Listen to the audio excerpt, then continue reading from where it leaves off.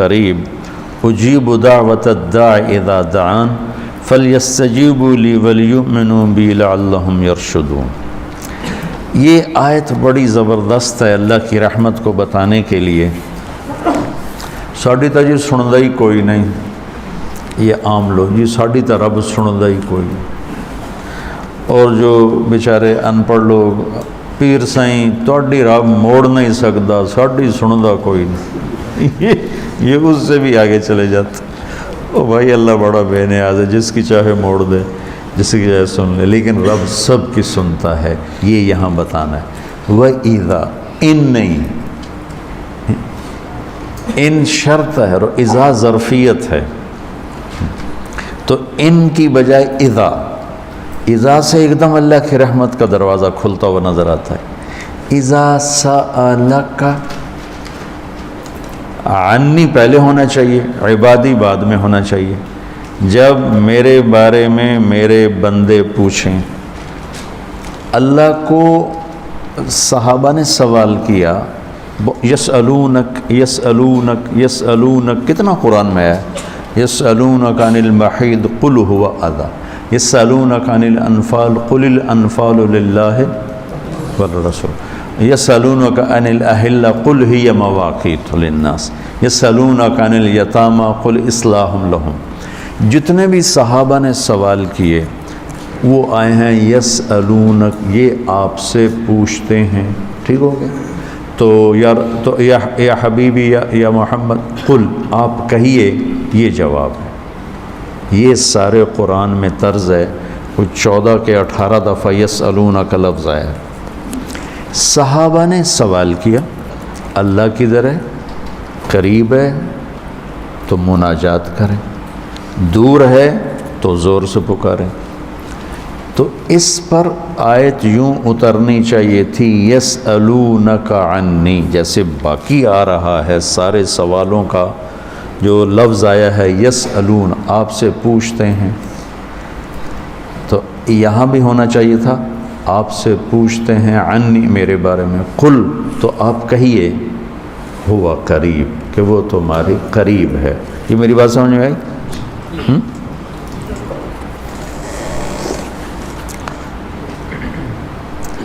یہاں اللہ تعالیٰ نے وَإِذَا سَأَلَكَ، یسألون کا مطلب ہے کہ ابھی یہ جواب ہے، بعد میں بدل سکتا ہے۔ یسألونک عن کذا قل ہوا، تو یسألونک اور قل ہوا میں حتمی نہیں ہے، ابھی یہ بات ہے، کل کو بدل بھی سکتی ہے۔ اذا کا مطلب ہے کہ یہ ابدی جواب ہے، یہ جواب قابل تبدیل نہیں ہے، یہ آگے جو جواب آئے گا وہ ہمیشہ کے لیے ہے۔ اب سنو، وَإِذَا سَأَلَكَ عبادی عنی، اپنے آپ کو بعد میں ذکر کیا اور اپنے بندوں کو پہلے ذکر کیا۔ اذا سألک الناس المؤمنون، یہ آ سکتا ہے نا، العباد، اذا سألک العباد، کیا کہا، عبادی، اللہ کو یہ سوال اتنا پسند آیا، اللہ کہ تم تو ہو ہی میرے بندے، میرے بارے میں اپنے آپ کو بعد میں ذکر کیا اور عبادی کو پہلے ذکر کیا۔ اب میں ایک مثال دیتا ہوں، آگے جو فینی قریب، میں پوچھتا ہوں مولوی شاہد صاحب سے کہ مولوی عدنان کدھر ہیں، تو مولوی شاہد صاحب کے ذمہ ہے جواب دینا کہ جی یہ بیٹھے ہیں، ٹھیک ہے نا۔ میں پوچھتا ہوں مولوی شاہد، مولوی عدنان کدھر ہیں، تو مولوی شاہد کے جواب دینے سے پہلے مولوی عدنان کہ جی میں ہوں، کوئی فرق ہوگا؟ ہاں، مجھے سمجھ میں نہیں آ رہا، شیخ رمزی واضح کرے تو کرے، مجھے سمجھ میں نہیں آ رہا کہ میں اس کو واضح کیسے کروں کہ اللہ کے نبی سے صحابہ پوچھ رہے ہیں رب کے بارے میں بتائیں، تو اللہ تعالیٰ اس کو یوں لا کر کہتا ہے کہ یہ آپ سے میرے بارے میں پوچھیں تو میرے نبی آپ ہٹ جائیں، میں جواب دیتا ہوں، میں ہوں، تمہارے ساتھ ہوں، تمہارے پاس ہوں، شہرک سے زیادہ قریب ہوں، تمہارے ساتھ ہوں۔ تو کیسے کہتے ہو کہ میں تمہاری سنتا نہیں؟ اجیب دعوتاً، دعوت الدع، دعا دعا بار بار پکارنا، اور دعوتاً ایک دفعہ پکارنا۔ اللہ اس آیت میں کہہ رہا ہے کہ جو زندگی میں جس نے مجھے کبھی ایک دفعہ بھی پکارا ہو، میں اس کی دعا پر بھی لبیک کہتا ہوں۔ یہ نہیں کہ میں نہیں میں سنتا ہوں، تم سنانے والے بنو۔ ہم تو مائل بکرم ہیں، کوئی سائل ہی نہیں، راہ دکھلائیں کسے راہ رو منزل ہی نہیں۔ کوئی مانگنے والے تو بنو۔ اور میں قربان جاؤں، اس نے مانگنے کے لیے تقوی نہیں مانگا۔ کتنی عجیب بات۔ اللہ کو پتہ ہے ہر آدمی تو تقوی والا نہیں ہو سکتا، نہیں، اور ہر آدمی علامہ بھی نہیں ہو سکتا، تہجد گزار بھی نہیں ہو سکتا ہے، نمازی بھی نہیں ہو سکتا ہے۔ ایک کام ہر آدمی کر سکتا، اللہ نے وہ لگا دے، مسلمان ہونا بھی نہیں لگایا۔ مسلمان ہونا بھی، ہندوؤں کو کوئی اور رب دے گا، ان کو تو اللہ ہی دے گا۔ تو میں قربان جاؤں، کہتا امن یجیب المضطر اذا دعا، بس مجھے آنسو بہا کے دکھا دے، پھر تو ہندو ہے، سکھ ہے، مسلم ہے، عیسائی ہے، آ جاؤں گا، میں آ جاؤں گا۔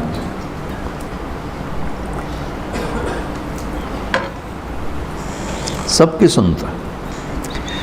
اجیب الدعوت الداع، ایک دفعہ بھی جو زندگی میں پکارتا ہے نا، اذا دعان، جب جس وقت اس کی زبان سے یا اللہ نکلے گا، میں لبیک کہتا ہوا ہوں۔ تو اس آیت میں بڑی تسلی اللہ نے دی ہے، بڑی تسلی دی ہے کہ اللہ کو پکارو، اللہ سے، صرف اللہ سے مانگو، صرف اللہ سے مانگو۔ وَإِذَا سَأَلْتَ فَاسْأَلِ اللَّهِ وَإِذَا اسْتَعَنْتَ فَاسْتَعِنْ بِاللَّهِ، مخلوق سے مت مانگو، پکارنا ہے تو صرف اللہ کو پکارو۔ اللہ نے خوبصورت مثال دی، ان الذین تدعون من دون اللہ لن یخلقوا ذبابا۔ اللہ تعالیٰ فرماتا ہے مجھے چھوڑ کر میرے بنائے ہوئے بندوں سے مانگتے ہو، ان سے کہو ایک مکھی بنا کے دکھا دیں۔ اگر یہ ایک مکھی بنا کے دکھا دیں تو میں نے چھاڑ دیا نہ تو کل مانگ لے۔ ارے یہ مکھی کی ایک ٹانگ نہیں بنا سکتا، تو تم ان سے کیوں مانگتے ہو؟ ان سے مانگو، اس سے مانگو جس نے انہیں بنایا۔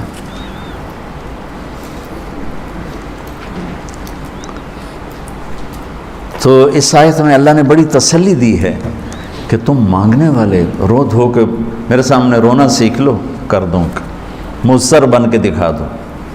جیسے ہمارے ہاں دعائیں مانگی جاتی ہیں، ہاتھ ادھر ہوتے ہیں اور گا گا کے ربنا آتنا، یہ دعا ہے؟ یہ تو دعا کا مذاق ہے، اس کو دعا کہتے ہیں۔ اور پیچھے نمازیوں کو کوئی ہوش نہیں ہوتا کہ مولوی صاحب کیا دعا مانگ رہے ہیں۔ دعا تو ایک پکار، ایک فریاد ہے، عرش کو ہلا دے اگر کوئی تڑپ کے اللہ کو دکھا دے تو۔ اس کے بعد ایک بڑی خوبصورت بات آئی ہے، وہ بتانا چاہتا ہوں۔ احل لکم لیلۃ الصیام الرفث الی نسائکم ہن لباس لکم وانتم لباس لہن۔ بس یہ بتانا، اتنی بڑی خیر کا ہے، اتنی بڑی سبحان اللہ۔